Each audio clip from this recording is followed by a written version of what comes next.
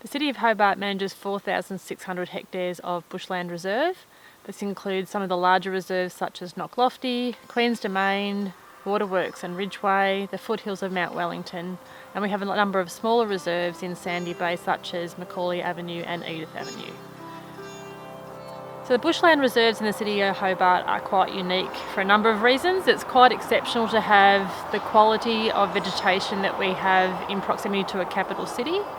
It's also unique in that it's unusual for it to not be managed by a national estate, such as a national park. So for a local government to have such a large amount of high quality vegetation under its management is quite unique. In January 2019, the City of Hobart endorsed our Biodiversity Action Plan. This plan guides our work in our bushland reserves for the next 5 to 10 years to preserve and maintain the biodiversity in the city. This management isn't by luck, and it's by good management. And to ensure that we manage all of the competing demands and maintain this biodiversity for perpetuity, we need prioritised management. So the reserve system we have in the City of Hobart protects a number of different ecosystems. We're lucky that we have grasslands on Queen's Domain, we have dry grassy woodlands in Knocklofty, and this goes up to wet foothills and alpine vegetation on Mount Wellington. This diversity of landscape gives us a diversity of native plants and animals that's quite unique to Hobart. We all think that a national park estate is the only location where wildlife can be preserved, but there's opportunities closer to a city, and the nature reserves we have here in the City of Hobart are really high quality and support a number of species that are declining in other areas.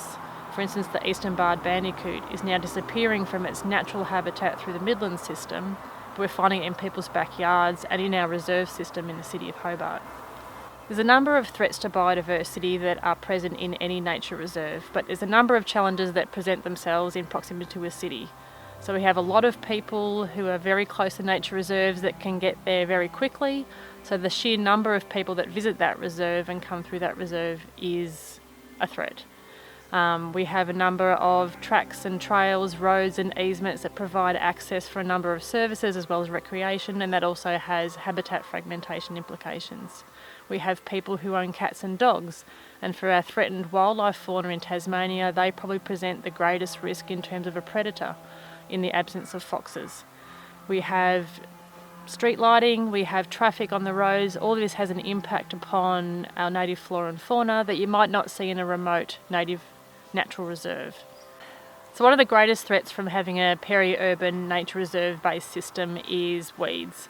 So we have thousands of landholders who literally have their back door on our reserve, and so there's a whole potential of garden plants that are just waiting to become the next weed, plus all of the existing weeds that we already need to deal with.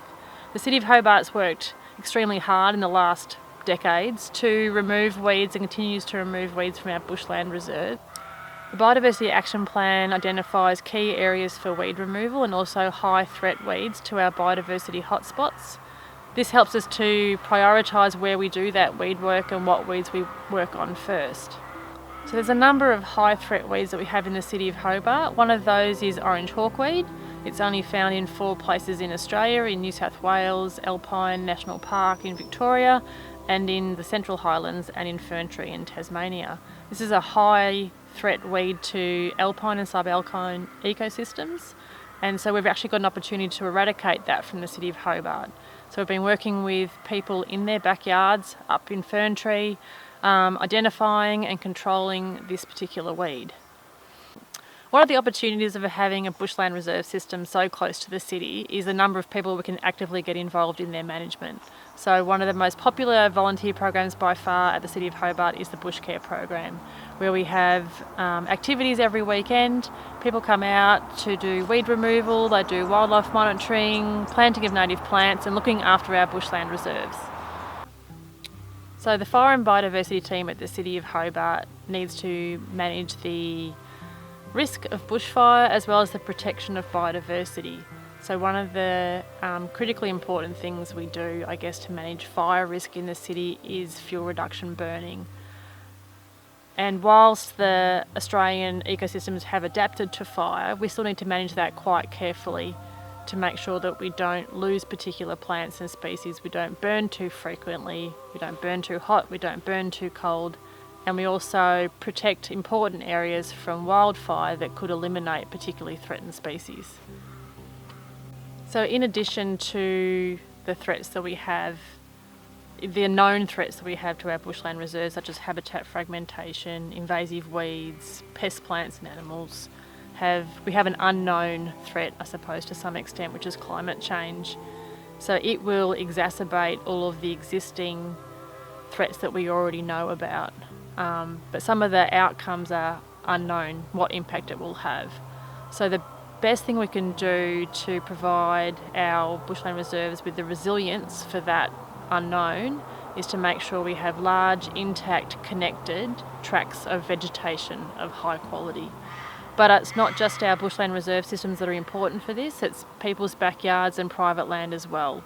Wildlife will need to be able to move through and adapt to changing climate, and they may need to move through people's backyards, and they might find sanctuary in people's backyards. And so everyone will play a part in how we protect biodiversity in the city.